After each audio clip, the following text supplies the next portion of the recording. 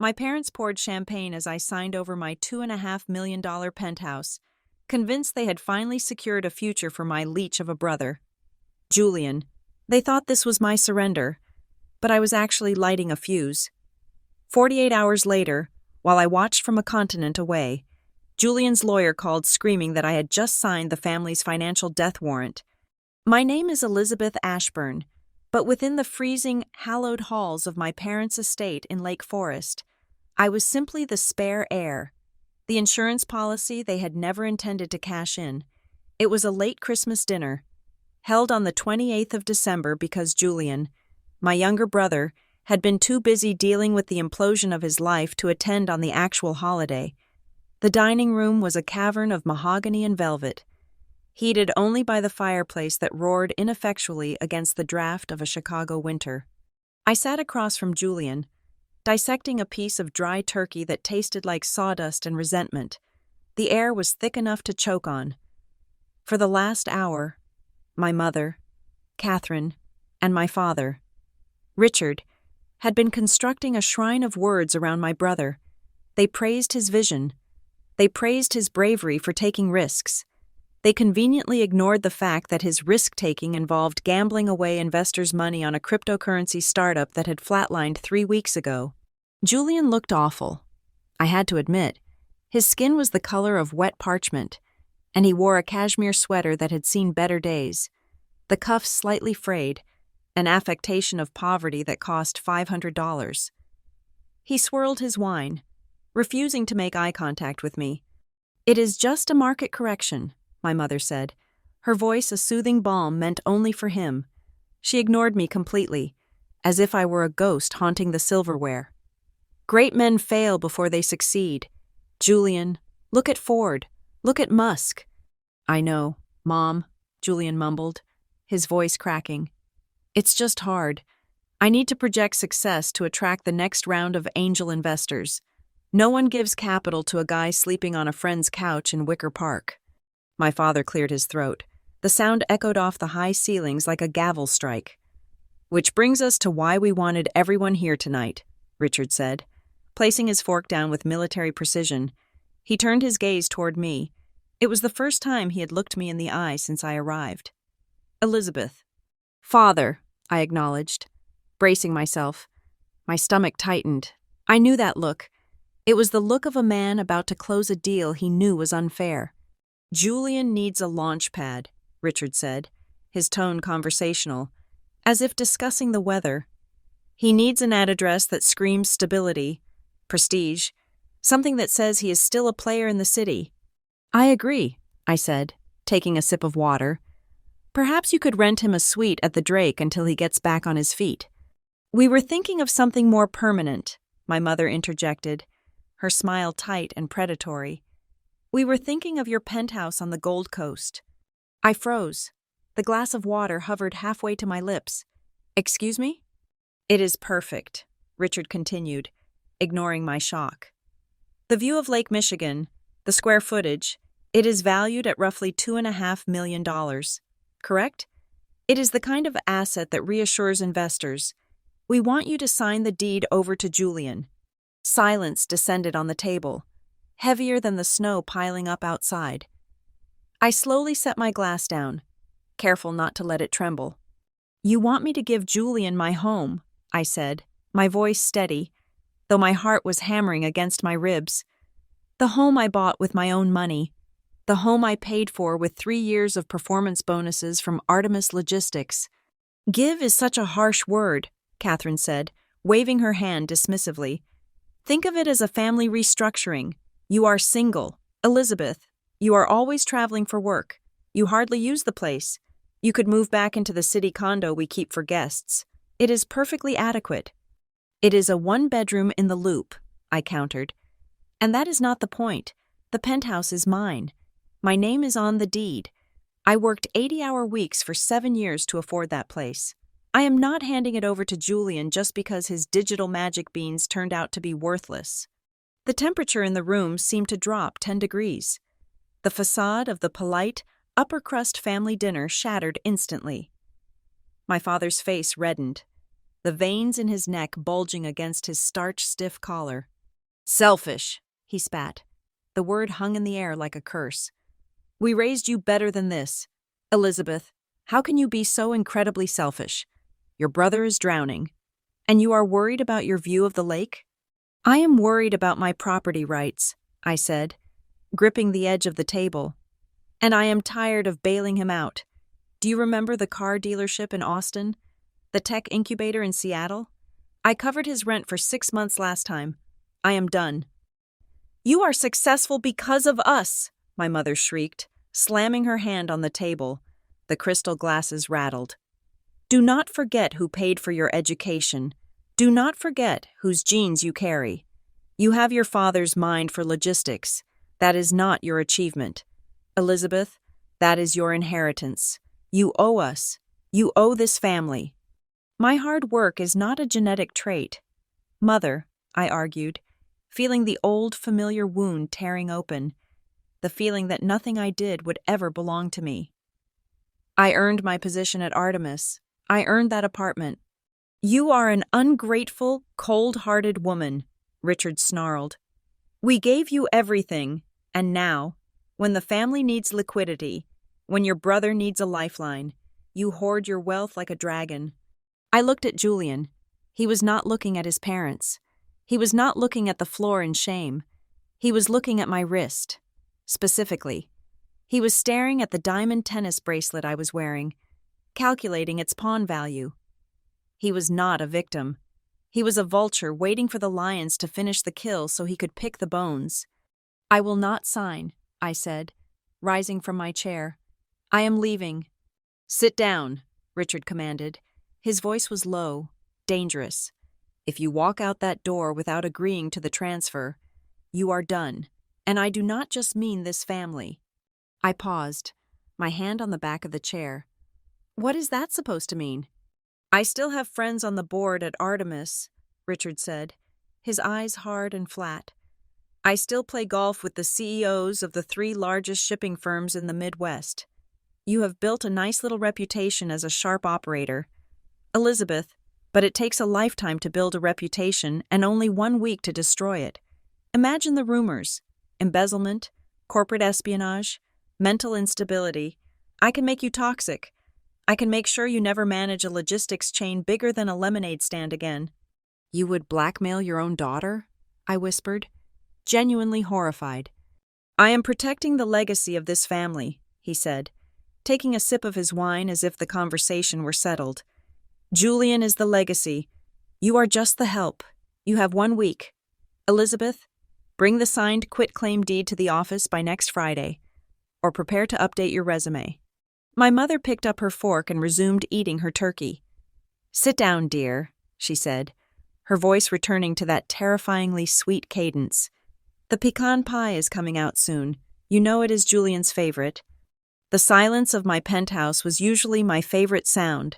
It was a silence I had bought with 7 years of missed birthdays, sleepless nights, and the relentless pressure of global logistics. Standing there, looking out at the inky expanse of Lake Michigan 20 stories below. I should have felt safe. The glass walls separated me from the biting Chicago wind, and the temperature was a perfect 72 degrees. But for the first time since I signed the deed to this place, the silence felt less like a sanctuary and more like a waiting room for an execution. I poured myself a glass of amber whiskey, my hand trembling slightly, not from fear, but from a rage so cold it burned. The argument at the dinner table was still ringing in my ears.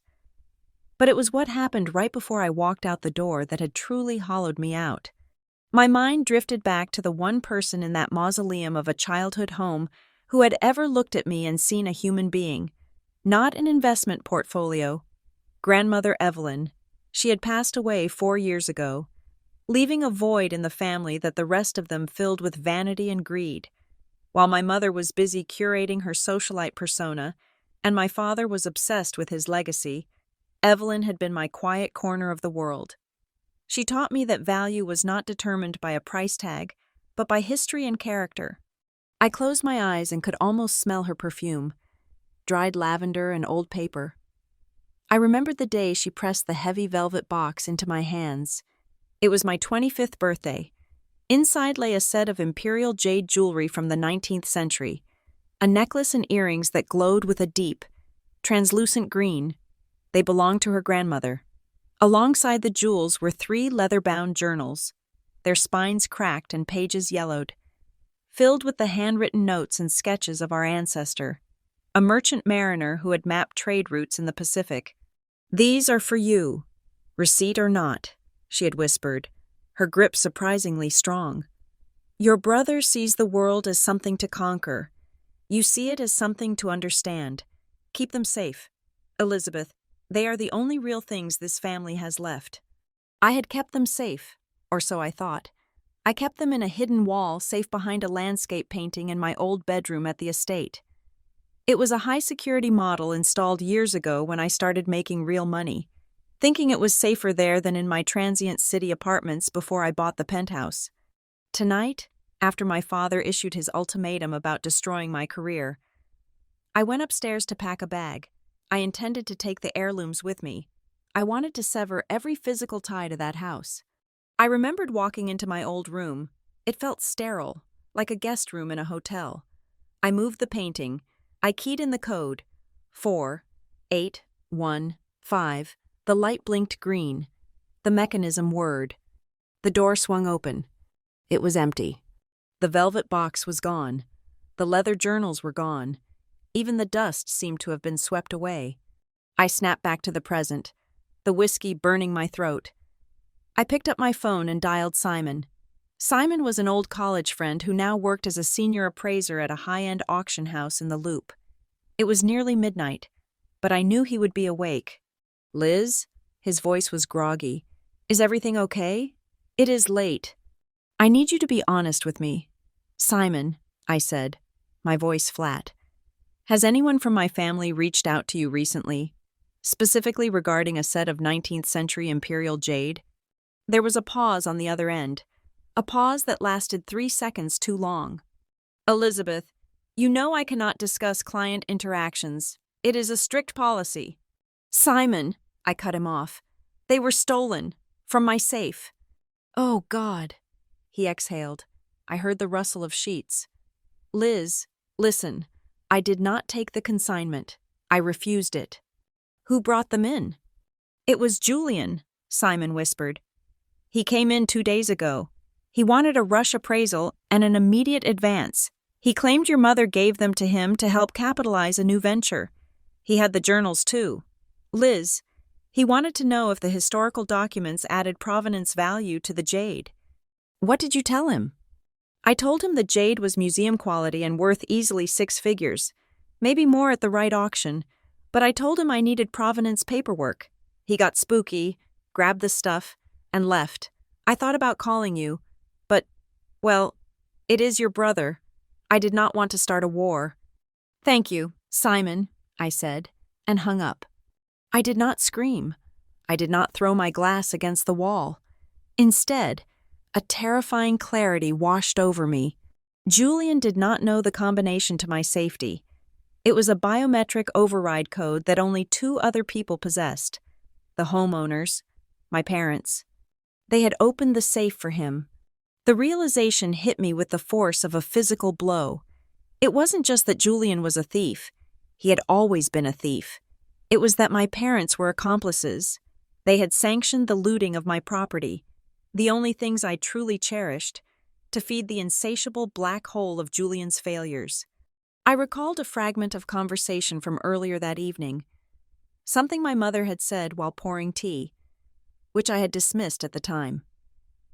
"We all have to make sacrifices to keep the ship afloat. Elizabeth, assets that just sit in the dark are wasted assets." They viewed the jade not as my inheritance, but as a dormant line of credit. They viewed the journals not as history, but as collateral.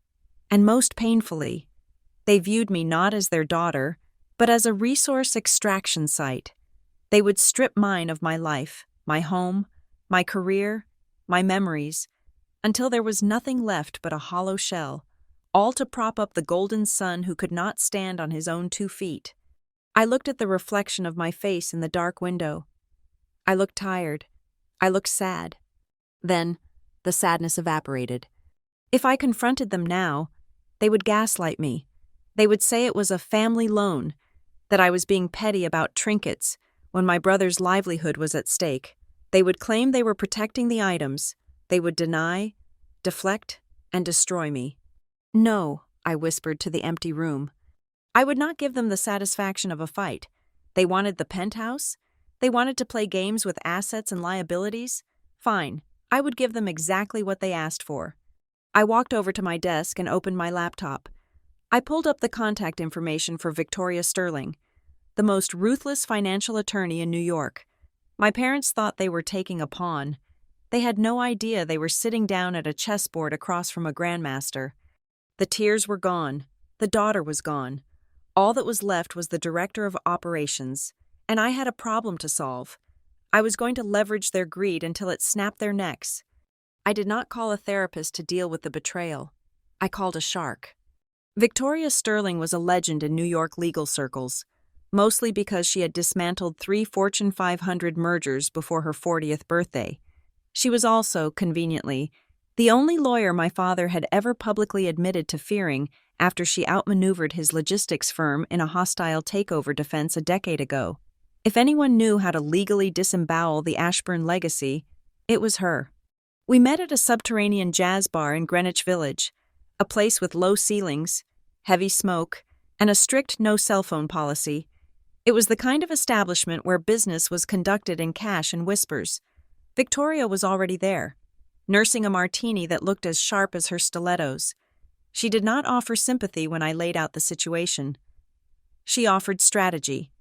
"If you sign a quitclaim deed directly to your brother," Victoria said, sliding a folder across the scratched wooden table, "you are not just losing the asset, you are triggering a gift tax event that the IRS will expect you to pay.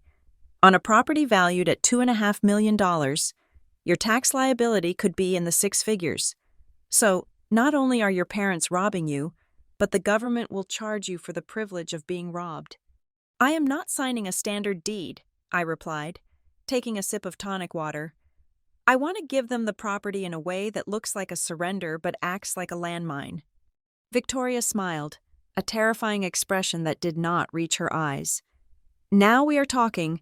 My associates ran a background check on your brother, Julian. It turns out his crypto failure was not just bad luck. He borrowed money from some very impatient private lenders in South Chicago, roughly $400,000. The interest is compounding daily." I nodded. It made sense. Julian's desperation at dinner had been palpable. He needed a tangible asset to show his creditors, something to prove he was good for the money. "Here is the play," Victoria continued, sketching a diagram on a cocktail napkin. "We create a structure, a trust. You transfer the penthouse into the trust. Then, you appoint Julian as the trustee and sole beneficiary. To the untrained eye, it looks like you are giving him the keys to the kingdom. But inside the trust deed, we bury the poison." "The Trojan horse," I murmured. "Exactly. But to make this work, we need leverage. We need to know exactly how desperate your parents are. Are they just enabling him, or are they drowning too?" To answer that, I had to cross a line I never thought I would cross. I flew back to Chicago and hired a private investigator named Reynolds, a man who specialized in corporate espionage, while my parents were out at a charity gala, pretending to be the philanthropists they claimed to be. Reynolds and I slipped into the estate. I used my old key. He used a spectral analyzer to sweep for cameras, then planted a high-fidelity listening device behind the mahogany bookshelf in my father's home office. For 2 days, I sat in a rental car parked 3 blocks away, wearing headphones, listening to the static of my childhood home. The revelation came on a Tuesday afternoon. I heard my father pacing. The heavy tread of his footsteps was unmistakable. Then, the sound of a phone being dialed. "I need another week, Tom." Richard's voice was strained, lacking the imperious boom he used on me. "The logistics company is hemorrhaging cash. The Asian supply chain disruption killed our margins. I am liquidating personal assets to cover the payroll tax." There was a pause as the person on the other end spoke. No, Richard snapped. The penthouse is a sure thing. Elizabeth is breaking. She will sign. Once she does, we leverage the property for a bridge loan. It is $2.5 million in equity sitting there. That covers the operational debt and gives Julian enough to silence his creditors. We kill two birds with one stone. I took the headphones off, my hands shaking. It was not just about Julian. The entire Ashburn empire was a house of cards. My parents were broke, or close to it. They were not asking me to give Julian a home. They were stealing my equity to plug the holes in their sinking ship. They were going to mortgage my hard work to save their reputation, and they were willing to destroy my career to do it. Any lingering guilt I felt about what I was about to do evaporated. This was war. I returned to New York and met Victoria in her high-rise office.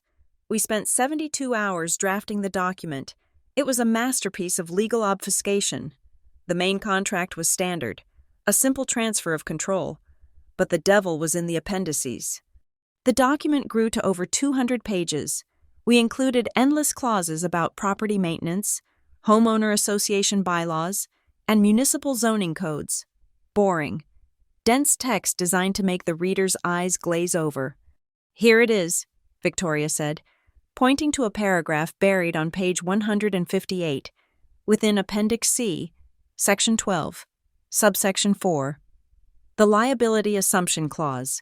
By accepting the role of trustee, the beneficiary agrees to assume full personal liability for any and all existing debts attached to the trust structure, as well as waiving any future claims to the grantor's estate in exchange for immediate asset control. And we attach the debt to the trust before the transfer, I said, following the logic. Precisely, Victoria said. But Elizabeth, this is dangerous. If their lawyer is competent, if he actually reads Appendix C, he will see that you are handing Julian a grenade with the pin pulled. If they catch this, they will sue you for bad faith, and they might win. I looked at the stack of papers. It was heavy, dense, and intimidating. It looked exactly like the kind of corporate bureaucracy my father despised. He was a man of handshakes and summaries. He never read the fine print. He hired people to do that for him. And his current lawyer, Mr. Hawthorne, was 80 years old and legally blind in one eye. They will not read it, I said, my voice cold. My father believes he is the smartest man in the room.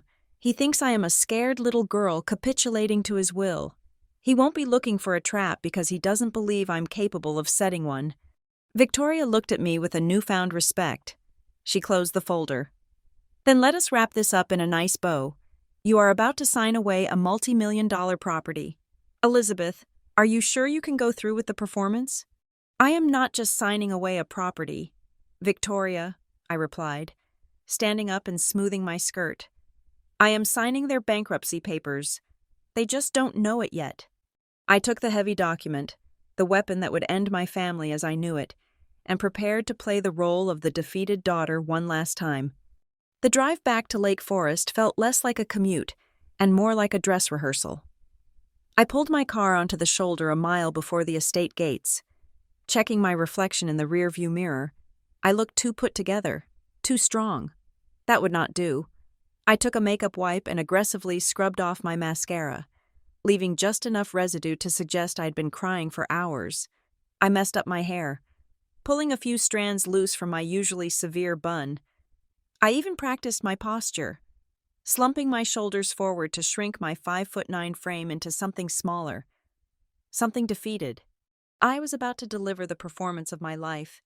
When I walked through the front door, the house was silent, save for the ticking of the grandfather clock in the foyer. My parents and Julian were in the drawing room, a tableau of arrogant expectation. They knew the deadline was approaching. They were waiting for me to break. I paused in the doorway, letting my breath hitch audibly. Elizabeth, my mother said, not looking up from her magazine. We were wondering if you would show up, or if we needed to make those calls to your board of directors. I walked into the room and let my bag drop to the floor with a heavy thud. Please, I whispered, my voice trembling. You don't have to do that. My father stood up, swirling his brandy snifter. He looked at me with a mixture of pity and triumph. "We do not want to destroy you, Elizabeth. We just want you to do what is right for the family. Have you come to your senses?" I nodded, staring at the Persian rug. "I cannot fight you. I am tired. Dad, I am so tired. I have been working so hard, and the thought of losing you guys, of being cut off, it is too much. I cannot be alone." It was the sentence they had wanted to hear for 30 years. Julian snorted from the corner. He was pacing, checking his phone every 30 seconds. He looked worse than he had at Christmas, sweaty, jittery, eyes darting around the room. "Took you long enough," he sneered. "I told you she would fold. She always folds. She is soft." "Be quiet, Julian," my father commanded. Though he was smiling, he walked over and placed a heavy hand on my shoulder. It was meant to be comforting, but it felt like a yoke. "You are making a wise choice, Elizabeth, a noble choice. You are saving your brother." "I have the papers," I said, wiping a non-existent tear from my cheek. I reached into my tote bag and pulled out the binder. It was 3 inches thick, dense with legal jargon and tabbed separators. The sheer weight of it made a loud slap as I placed it on the coffee table.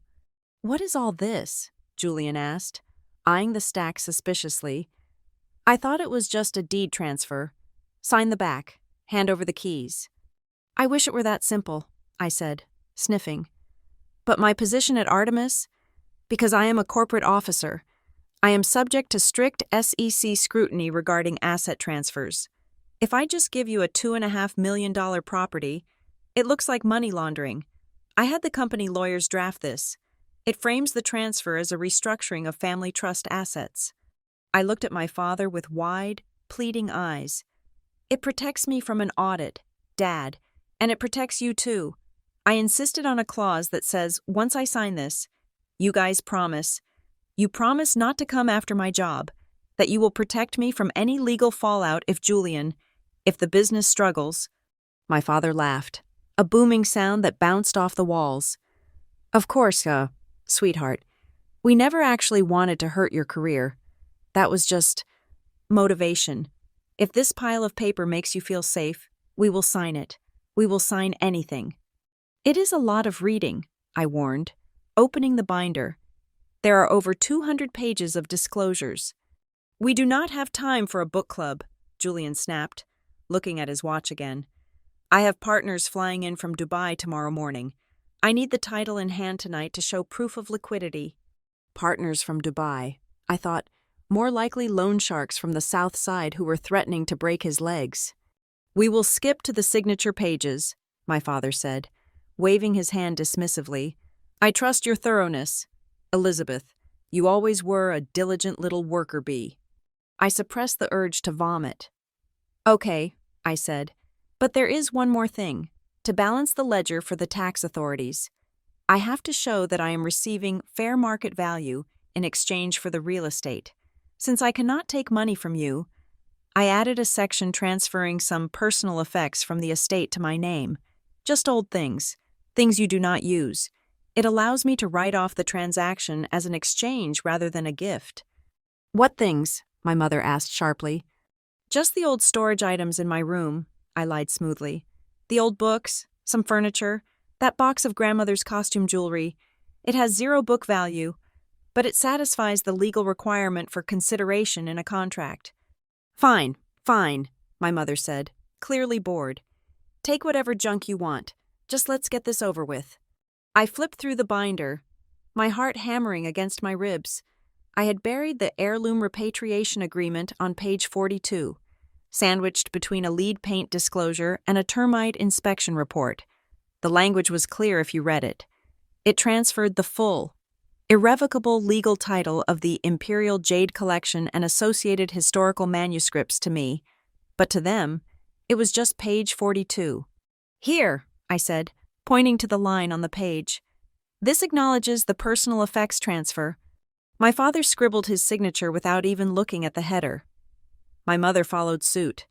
They had just legally given me back my grandmother's legacy, and they didn't even blink. We moved to the main event, the trust agreement, the trap. "And here is the transfer of the penthouse," I said, my voice dropping to a whisper. I turned to page 158, the page with the poison pill. Julian grabbed the pen from my mother. Finally, he signed his name with a flourish, pressing so hard the ink almost bled through the paper. He was signing his own financial death warrant, and he looked like he had just won the lottery. Then it was my turn. I held the pen. I let it hover over the paper. This was the point of no return. Once I signed, the Ashburn Liability Trust would go live. The debt I had attached to it, the $5 million liability, would attach to Julian instantly. I hesitated. I let my hand shake. I looked up at my parents one last time, giving them a final chance to be decent human beings, a final chance to say, "Stop, we cannot take your home." I stammered. I worked so hard for this place. It was the first thing that was truly mine. "Oh, for heaven's sake, Elizabeth," my mother snapped. She stood up, her patience evaporating. She reached over, grabbed my hand, and forced the pen down onto the paper. Her fingers dug into my skin, her nails sharp. "Stop being so dramatic," she hissed, her face inches from mine. "You are the big sister, big sister's sacrifice. It is what you are for. Now sign it." The physical pain of her nails digging into my hand was the catalyst I needed. The last shred of hesitation vanished. The coldness inside me crystallized into ice. "You are right, Mother," I said softly. "Family looks out for family." I let her guide my hand, but I finished the signature with my own flourish. Elizabeth Ashburn. It was done. The ink was wet. The trap was sprung. I sat back, exhaling a long, shaky breath. "There, it is yours. The keys are in the envelope." Julian snatched the envelope from the table, tearing it open to reveal the magnetic key cards to the penthouse. "Yes," he shouted, pumping his fist. "I knew you would come through. Liz, you are a lifesaver. Seriously." "I am sure you will make great use of it," I said, closing the binder and pulling it toward me. "I will take the copies for the company filing." Go, my father said, already pouring another drink. "We have to celebrate. Julian, my boy, you are back in the game." I stood up, clutching the binder, and my grandmother's freedom, to my chest. They were already ignoring me. They had extracted the resource. The mine was empty. I was invisible again. "Goodbye, Mother. Goodbye, Father," I said. "Yes, goodbye. Drive safe," my mother said absently, clinking her glass against Julian's. I walked out of the room, my step getting lighter with every yard I put between myself and them. My back was straight. My eyes were dry. The actress had left the stage. The executioner had just begun her work. The presence of Mr. Hawthorne in the room added a layer of suffocating bureaucracy to the emotional violence of the evening. He was my parents' longtime family attorney. A man who had likely been sharp in the 1990s but now moved with the glacial slowness of a tectonic plate. He smelled of mothballs and stale peppermint. He sat at the head of the dining table, adjusting his thick bifocals as he peered down at the stack of documents I had placed before him. The silence in the room was absolute. The only sound was the dry rasp of Hawthorne's thumb turning the pages of the binder. Every time he paused, my heart hammered against my ribs like a trapped bird. This was the choke point. If Hawthorne did his job, if he actually read the cross-references in the footnotes, he would see that the Ashburn Liability Trust was not a gift, but a financial black hole. "This is a substantial document for a residential transfer," Hawthorne mumbled, squinting at a clause on page 12. "It is corporate standard." "Arthur," my father said, his voice laced with impatience. He swirled his drink, the ice clinking loudly. "Elizabeth's company requires it. Just tell us if it is a valid quitclaim deed." Hawthorne flipped past the trust structure, past the liability definitions, and landed on the signature page. He hummed, a low vibration in his throat that lasted for an agonizing 10 seconds. "Well," Hawthorne finally said, pushing his glasses up his nose, "it appears to be a standard irrevocable transfer of title. The property is moving from Elizabeth Ashburn to the trust.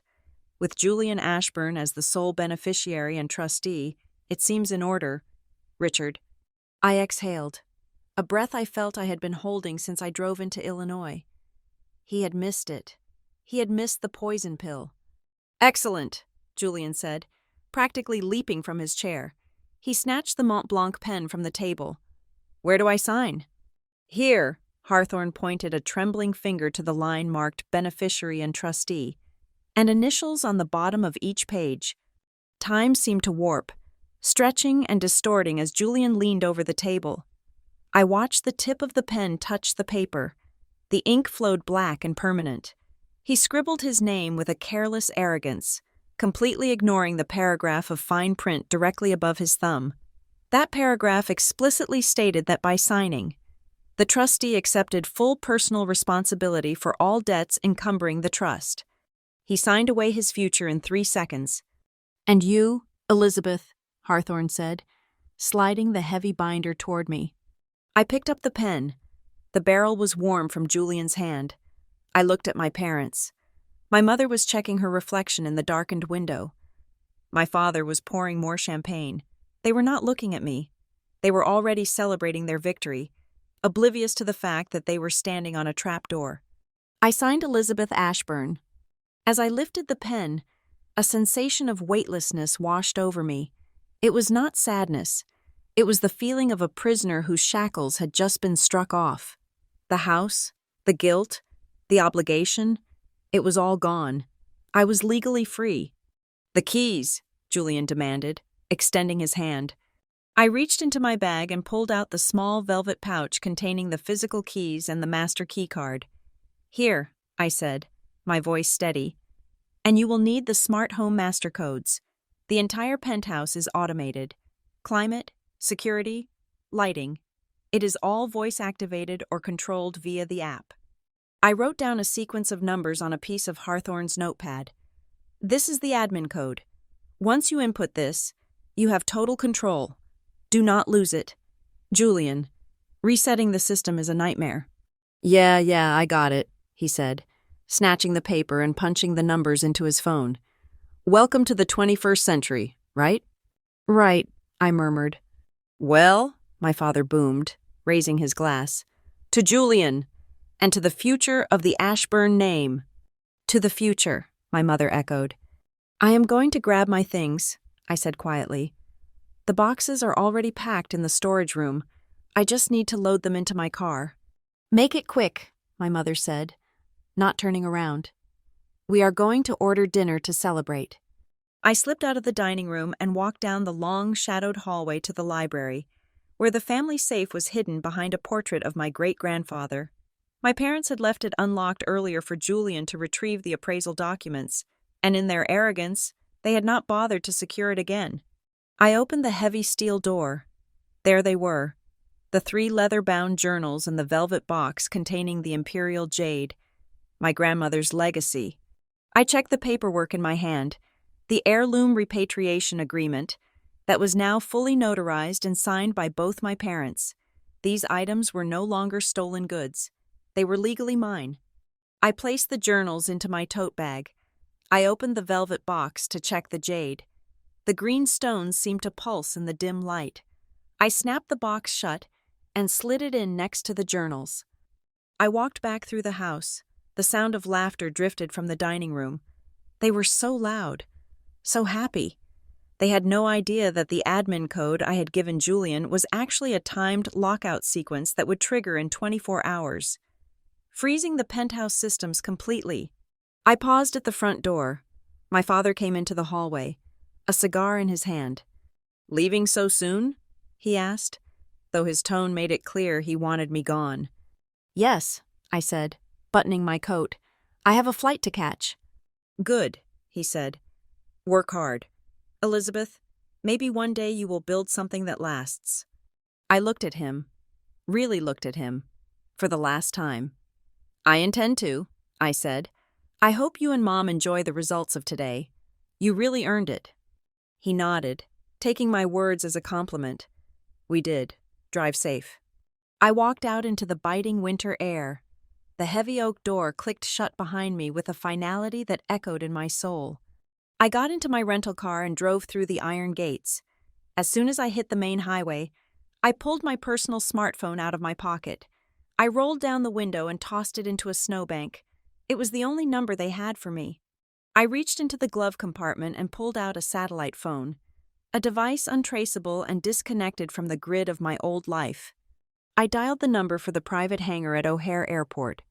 "This is Ashburn," I said as I merged onto the interstate, the city lights of Chicago glittering in the distance like diamonds on black velvet. "I am 10 minutes out. Ready the plane. We are going to Zurich." The trap was set. Now, I just had to wait for the snap. I settled into the velvet armchair of my suite at the Dolder Grand in Zurich, a glass of vintage Pinot Noir in my hand. Outside, the Swiss Alps were shrouded in a pristine, peaceful mist inside my laptop screen. However, it was absolute chaos. Thanks to the high-definition security cameras and audio sensors hidden throughout my former penthouse, systems that operated on an independent server my brother knew nothing about. I had a front-row seat to the collapse of the Ashburn dynasty. It was better than any reality television show. Julian wasted no time in desecrating the sanctuary I had built. Less than 2 hours after I handed him the keys, the elevator doors slid open to reveal my brother leading a pack of hyenas. They were his business associates, a collection of hangers-on, crypto bros in ill-fitting suits, and women who looked bored until they saw the view of the Chicago skyline. "Welcome to the headquarters of Ashburn Capital," Julian shouted. Throwing his arms wide, he knocked over a vase of white lilies I had placed in the foyer that morning. He did not pick it up. The group swarmed the apartment like locusts. Someone popped a bottle of cheap champagne, spraying sticky foam onto the hand-woven Persian rug that had cost me $12,000. I watched, impassive, as they lit cigarettes inside, ignoring the smoke detectors that I had temporarily silenced to let them dig their own graves deeper. Julian retreated to the balcony, phone pressed to his ear. The directional microphone picked up his voice clearly against the wind. "Vinny, listen to me," Julian was saying, his voice brimming with manic confidence. "I told you I was good for it. I just acquired a prime piece of real estate on the Gold Coast. $2.5 million. Conservative estimate. Yeah, I am the sole owner. The deed is in my pocket. I can sign the collateral agreement tomorrow. Just call off the dogs, okay?" He laughed, a nervous, jagged sound. He thought he had won. He thought the heavy lifting was over. The party raged until 4 a.m. At one point, Julian stood on my Italian marble coffee table, toasting to his own genius. I sipped my wine in Zurich, checking the time. It was morning in Europe. The banks in Chicago would open in 5 hours. That was when the real fun would begin. The next scene played out in my imagination, reconstructed from the furious phone calls Julian made when he returned to the penthouse at 11 a.m. He had marched into the First National Bank of Chicago, hungover but arrogant, slapping the binder onto the loan officer's desk. He wanted an immediate line of credit against the property. According to the rant he later screamed at his friend, the meeting did not go as planned. The banker, a man named Mr. Henderson, had likely smiled initially, but then he would have typed the property address into the system. He would have seen the title transfer, and then he would have seen the owner, the Ashburn Liability Trust. Banks are risk-averse institutions. When they see a trust structure they do not recognize, especially one with a tax ID that flags for high-risk audits, which I had arranged. They do not hand out cash. They hand out excuses. Mr. Henderson had apparently called a senior manager, who had whispered in hushed tones, looking at Julian like he was a walking contagion. They denied the loan pending a full compliance review, which could take weeks. Julian stormed back into the penthouse just before noon, slamming the door hard enough to shake the frame. "Bureaucratic idiots," he screamed at the empty room. "I am the owner. It is my name on the paper." He needed to cool off. I decided to help him. From my laptop in Zurich, I opened the smart home admin panel. I accessed the climate control subsystem.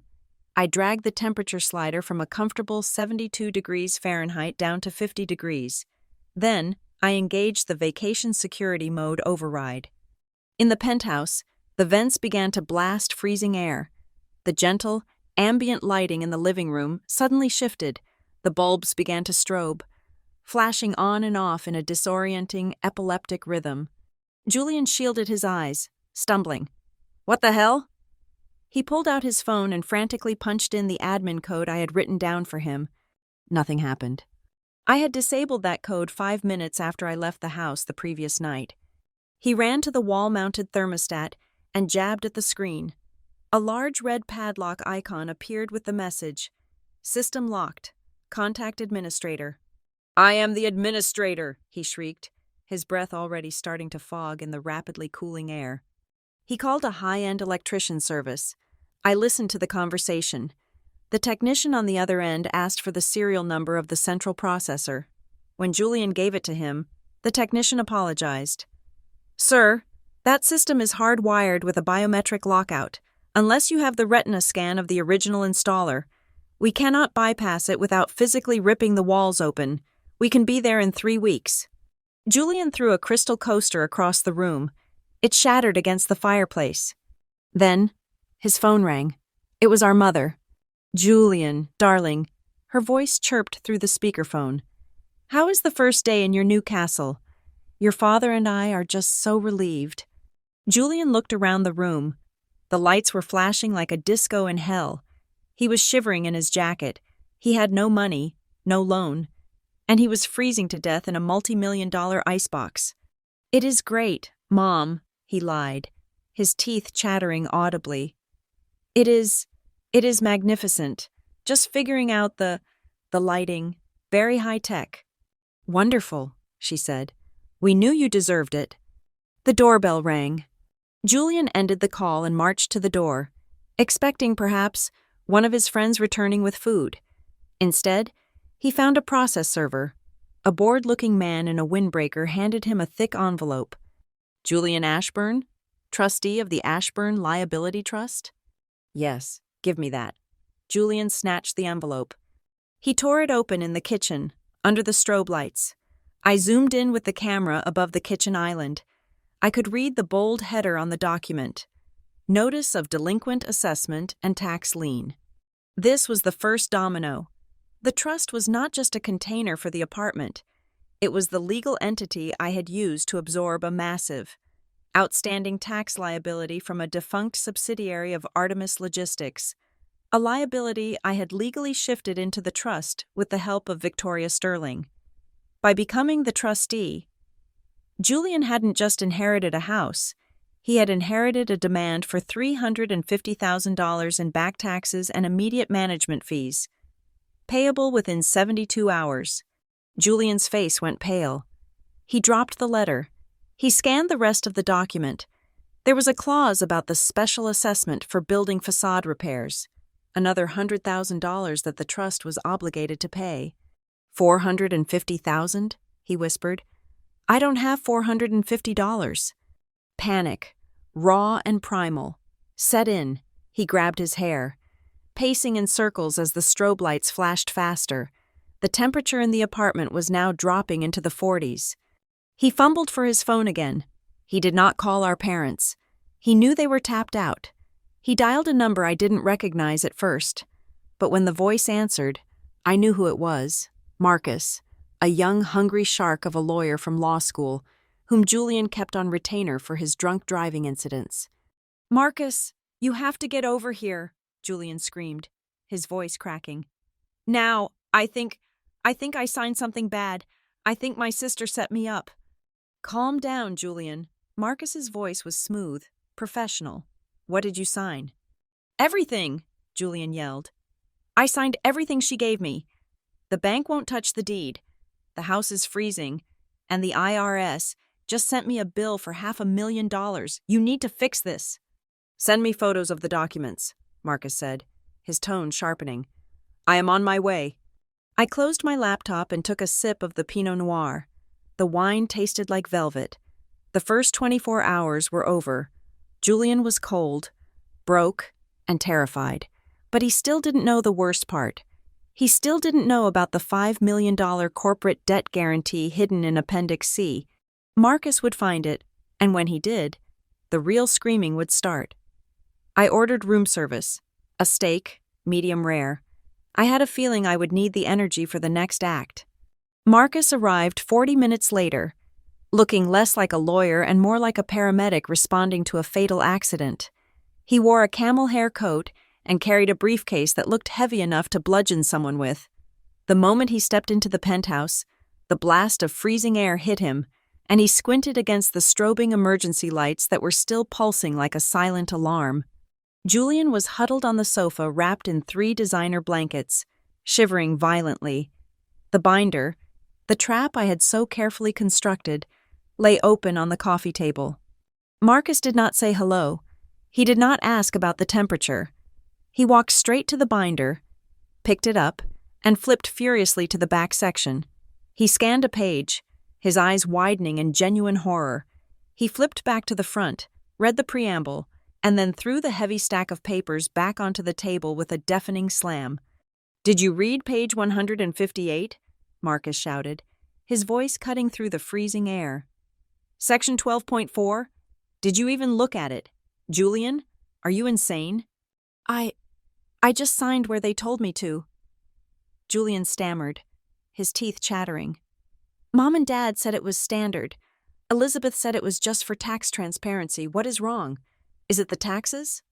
"Forget the taxes," Marcus roared, pacing in front of the fireplace that refused to light. "The taxes are a paper cut. You have just severed your own jugular." Marcus jabbed a finger at the document. "This is not a deed transfer. Julian, you did not buy a house. You assumed a position. The penthouse is not owned by you. It is owned by the Ashburn Liability Trust." "So?" Julian said, trying to regain some composure. "I am the trustee. I control it. That means I own it." "No," Marcus said, his voice dropping to a terrifyingly low register. "It means you are the fiduciary guardian of the trust's assets, and more importantly, its liabilities. Did your sister mention the distress guarantee?" "The what?" "The trust was set up to absorb toxic assets," Marcus explained, speaking slowly as if to a child.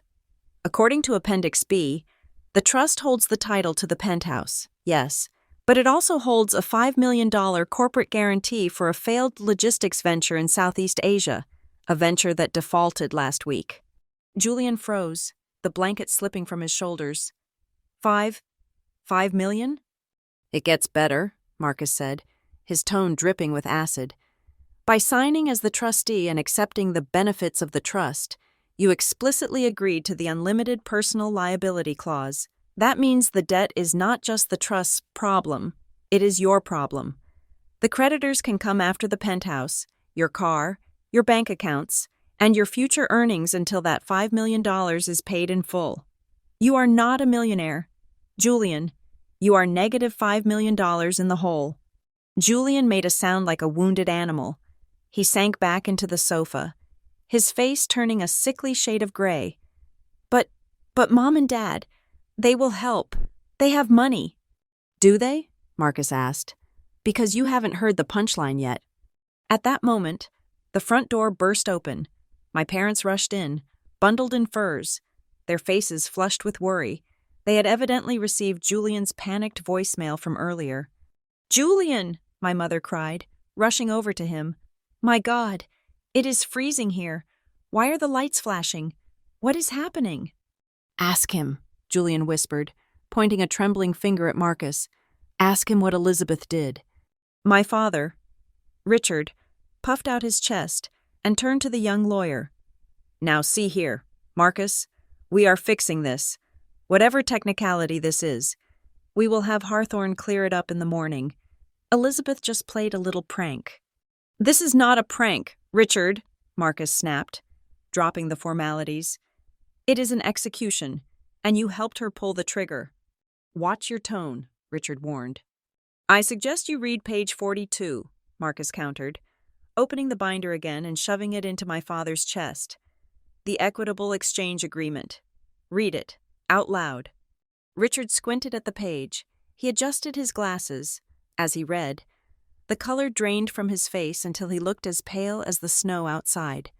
"What?" my mother demanded. "Richard, what does it say?" "It says," Richard's voice shook. "It says that in exchange for the immediate transfer of the penthouse, valued at $2.5 million, Julian Ashburn hereby waives all future claims to the estate of Richard and Catherine Ashburn." "What does that mean?" my mother shrieked. "It means," Marcus said ruthlessly, "that to balance the books for getting the penthouse early, Julian has legally disinherited himself. He gave his portion of the future inheritance to Elizabeth. It is a swap.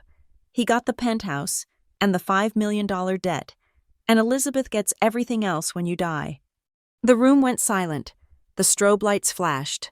On, off, illuminating the horror on their faces in jagged bursts. "She took everything," Julian whispered. "She took the house, she gave me the debt, and she took my inheritance." "And you signed it," Marcus reminded him. "You all signed it. It is notarized. It is filed. It is ironclad."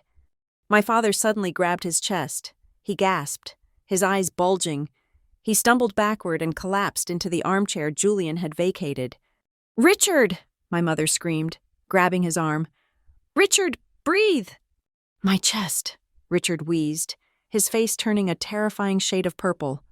Call her. Call Elizabeth." My mother fumbled for her phone with shaking hands. She dialed my number. She put it on speaker so everyone could hear. The line rang once, then twice. Then, instead of my voice, a robotic operator message played.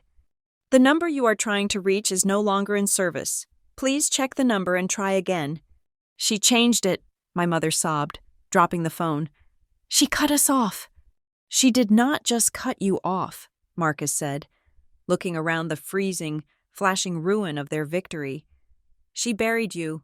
If I were you, I would call an ambulance for Richard, and then I would call a bankruptcy attorney. Because once the creditors for that $5 million debt realize Julian has no money, they are going to look at who guaranteed the trust setup, and guess whose signatures are on the witness line." Marcus pointed to the bottom of the page where my parents had blindly signed their names. "You acted as guarantors for the validity of the trust," Marcus said, buttoning his coat. "Congratulations. You are all in this together." Julian began to weep, a high, thin sound that was lost in the vast, cold emptiness of the penthouse. My father gasped for air, clutching his heart. My mother stared at the phone, willing it to ring, willing me to be the dutiful daughter one last time. But I was 30,000 feet over the Atlantic, sipping champagne, finally warm. The destruction of the Ashburn family name did not happen with a bang, but with the quiet, relentless scratching of pens on legal notices and the digital hum of servers freezing assets. From my vantage point in Europe, I watched the dismantling of 30 years of arrogance with the clinical detachment of a surgeon observing a procedure. I had made the incision, and now the infection I had planted was spreading through their financial bloodstream with terrifying speed. It started with Julian. The creditors for the $5 million debt attached to the trust were not slow entities like traditional banks. They were aggressive, private equity vultures who specialized in distressed assets. Within 6 hours of Julian signing that document and assuming personal liability, their algorithms had flagged his social security number. They did not wait for him to miss a payment. They invoked the immediate insolvency clause I had buried in Appendix D. Because Julian had signed as a guarantor with unlimited personal liability, the debt did not stay contained within the penthouse. It spilled over like oil, contaminating everything he touched. On Wednesday morning, Julian walked out of the penthouse lobby to find his leased Range Rover being hoisted onto a flatbed truck. He screamed at the driver. Waving his arms and threatening lawsuits, the driver simply handed him a repossession notice. The lease was in his name, and the creditors had filed a lien against all his movable property to satisfy the interest payments on the massive trust debt. He was left standing on the sidewalk in his designer loafers, watching his status symbol disappear into Chicago traffic.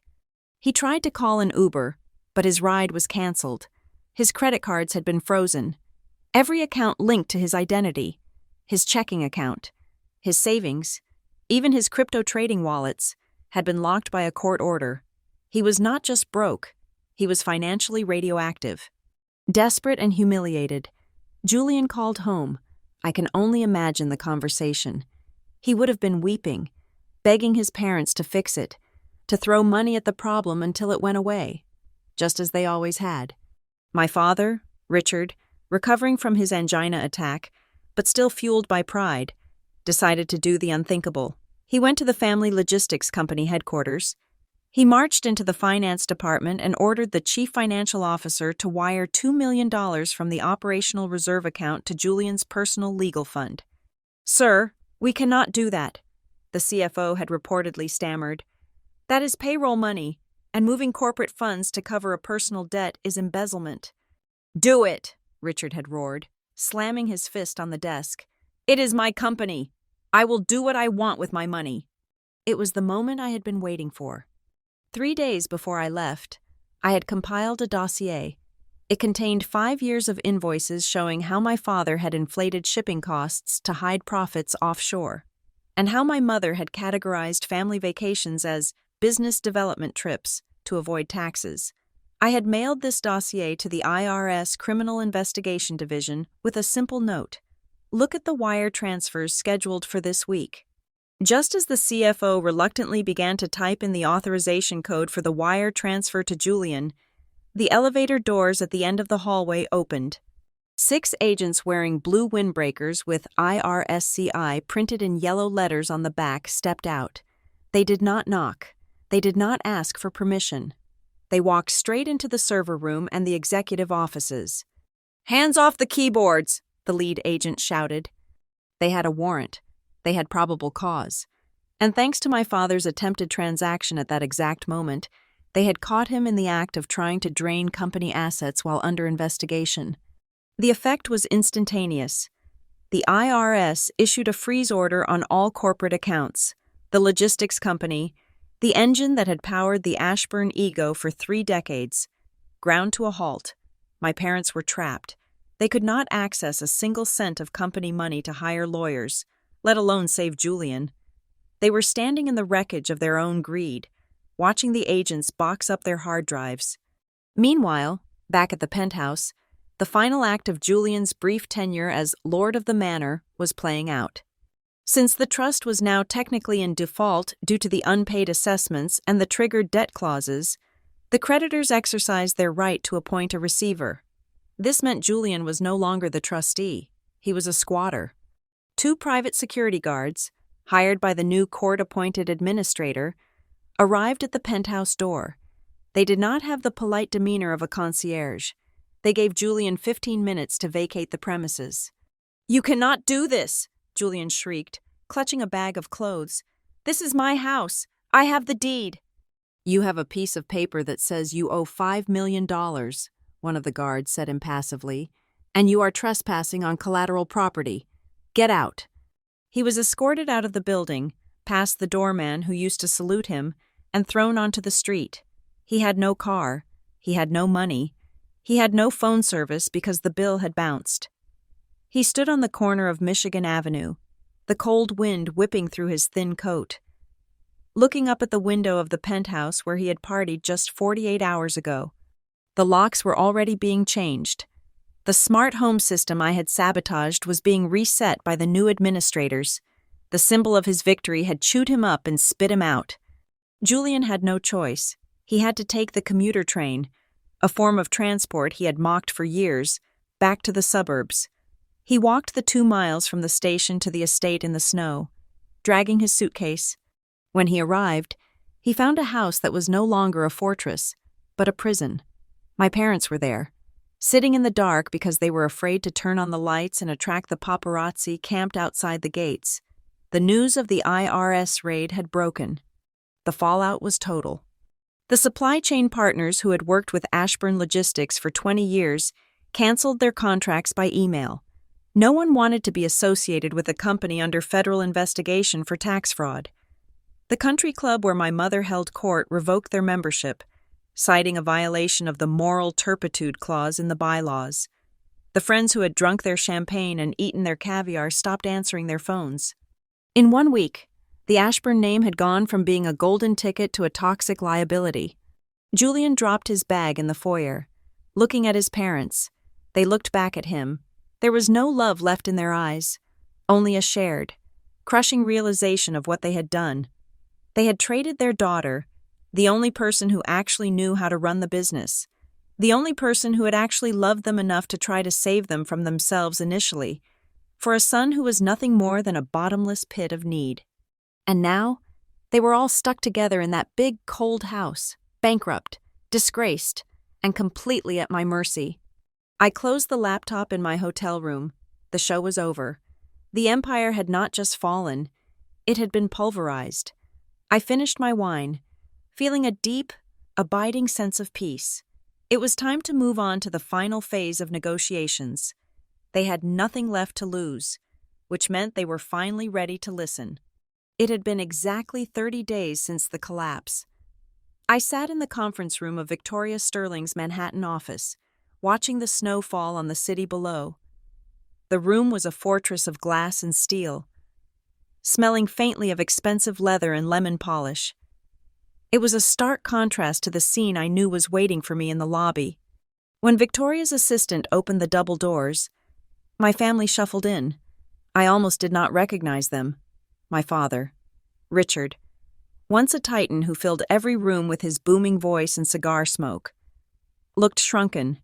His suit was ill-fitting, likely an older one he had dug out of the back of a closet after the IRS seized his primary wardrobe.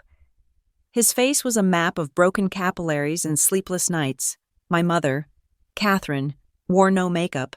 Her hair, usually dyed a fierce, perfect blonde, was showing inch-wide roots of gray. She clutched her handbag like a shield. And then there was Julian. He looked like a man who had been sleeping on a friend's couch for a month, which, according to my sources, was exactly what he had been doing until his friend kicked him out yesterday. He wore a hoodie and jeans, his eyes darting around the room, terrified.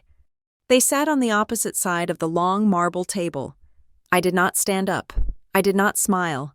I simply folded my hands on the surface. "Elizabeth," my mother began, her voice cracking. It was a pathetic attempt at her old manipulative sweetness. "Thank God you agreed to meet. This whole misunderstanding, it has gone too far."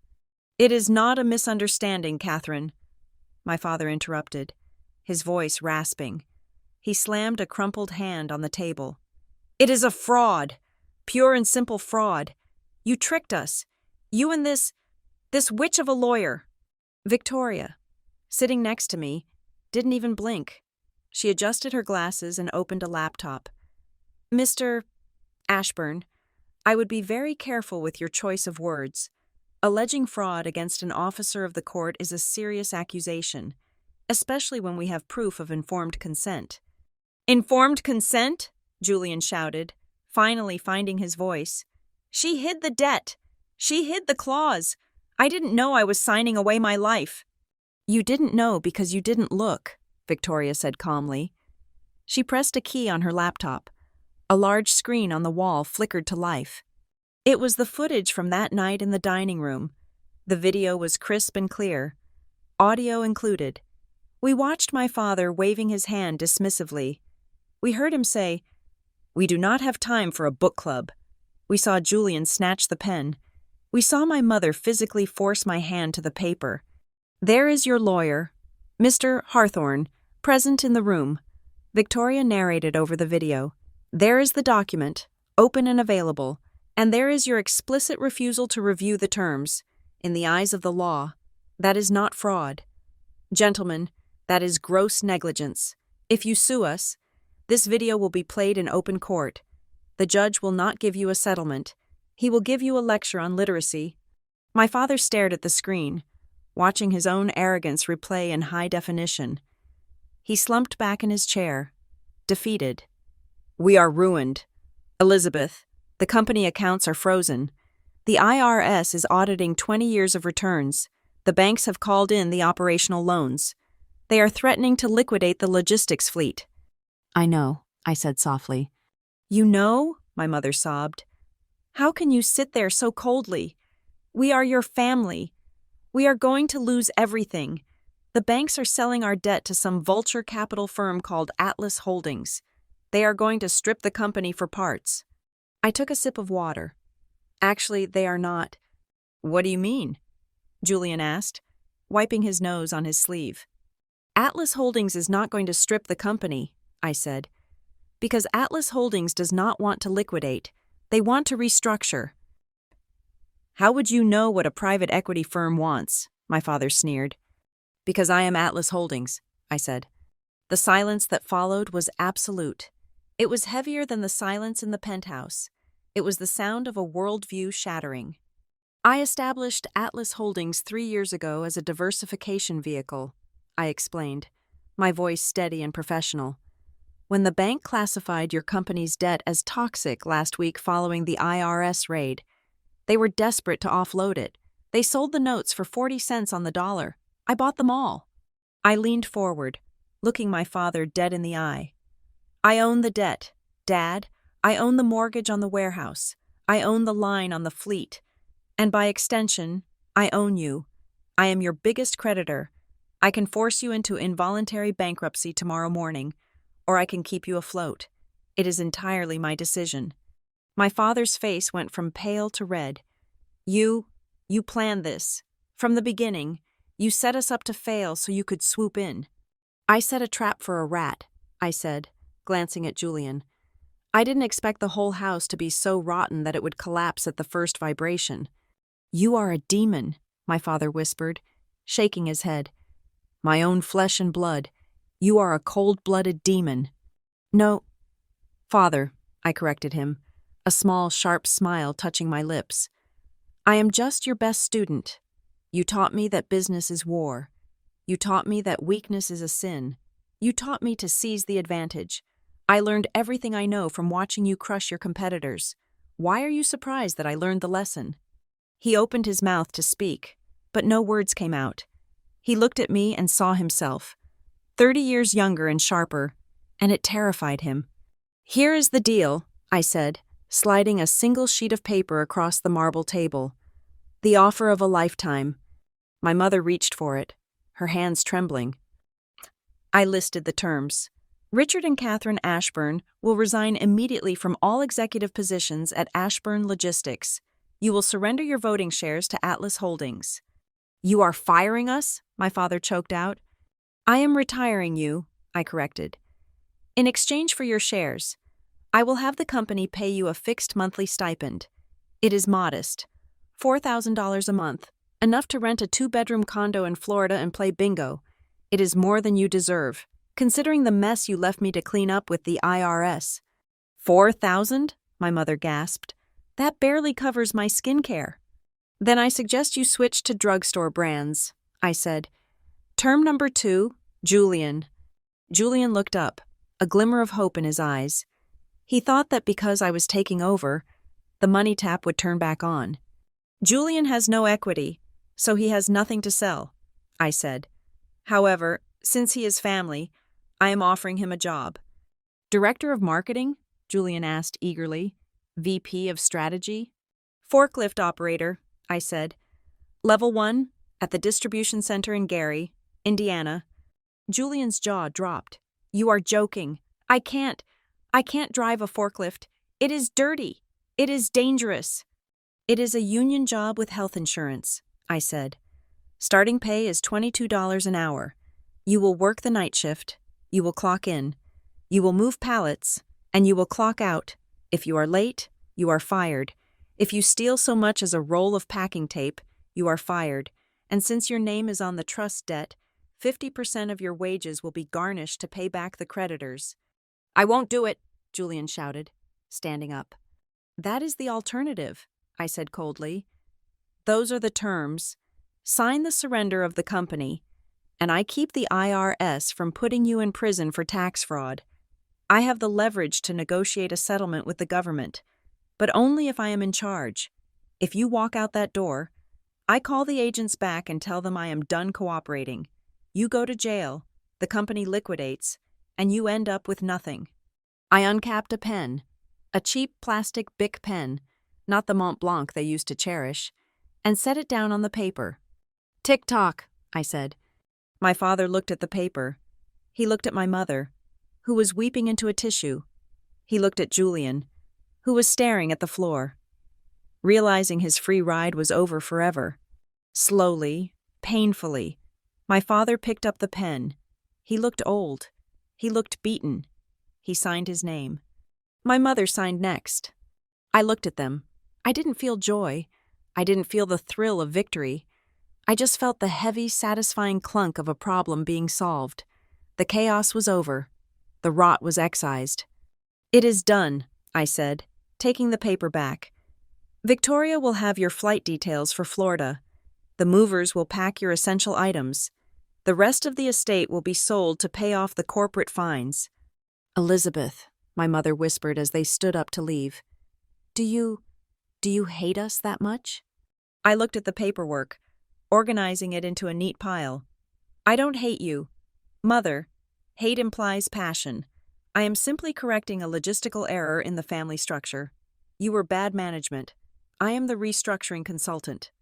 I gestured to the door. "Goodbye, Julian. Don't be late for your shift on Monday. The foreman is strict." They walked out, ghosts of the people they used to be. I turned my chair to face the window, looking out at the skyline. I had company. I had a legacy. And for the first time in my life, I had absolute, undeniable control. The sunlight streaming into the corner office on the 42nd floor was different than I remembered when my father sat in this chair. The room had been a cavern of dark mahogany, heavy velvet drapes, and the lingering, acrid scent of cigar smoke, a shrine to intimidation. I had stripped it all away. The walls were now floor-to-ceiling glass, allowing the brilliant New York skyline to flood the space with an unyielding, transparent light. The heavy wooden desk was gone, replaced by a sleek slab of quartz. It was quiet. The frantic ringing of phones and the shouting of panicked executives were ghosts of the past. The company, now a subsidiary of Atlas Holdings, was running with the silent, lethal efficiency I had always envisioned but was never allowed to implement. I reached out and touched the cool surface of the imperial jade necklace that rested on a velvet display stand on the corner of my desk. Beside it lay the 3 leather-bound journals.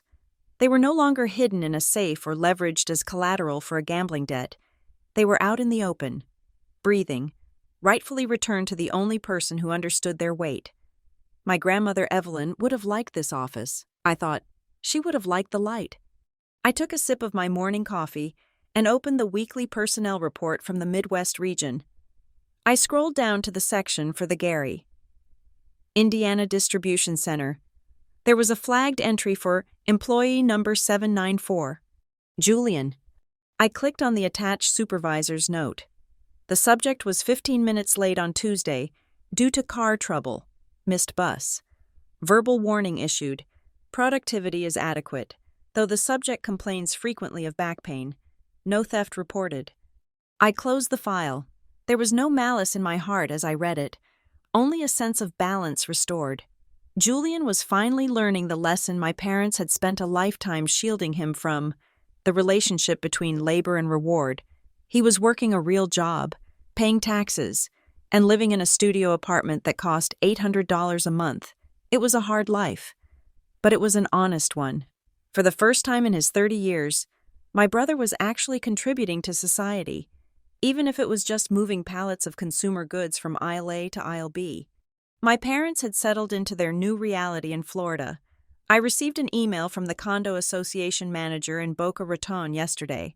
Apparently, my mother had been reprimanded for trying to rearrange the furniture in the communal lobby to better suit her aesthetic. It made me smile. A small, genuine curving of my lips. They were living in a 2-bedroom unit near a strip mall, surviving on the $4,000 monthly stipend I authorized. It was not poverty. It was a comfortable middle-class existence. But for them, it was a prison.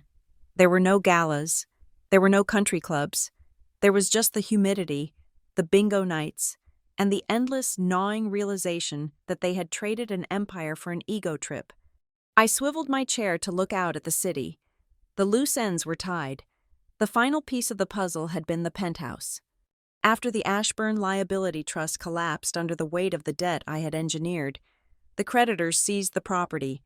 It sat on the market for 3 months, tainted by the scandal and the legal complexities.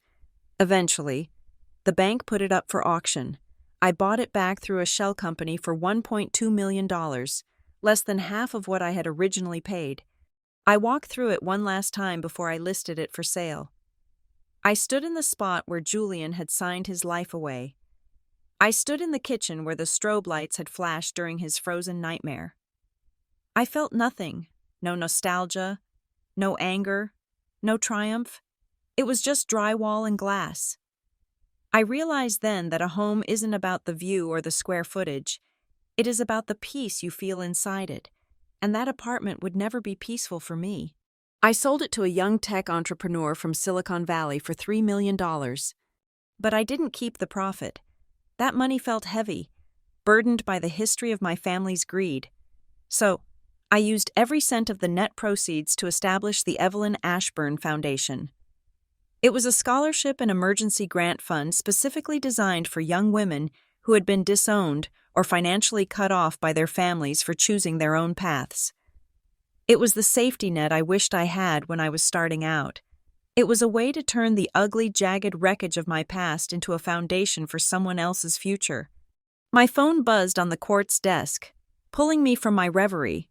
I glanced at the screen. It was a text message from a number I didn't have saved, but I recognized the area code, Indiana. Liz, please, I know you see this. My landlord is raising the rent. I just need $500. I swear I will pay you back when my tax refund comes. Mom says you are made of money now.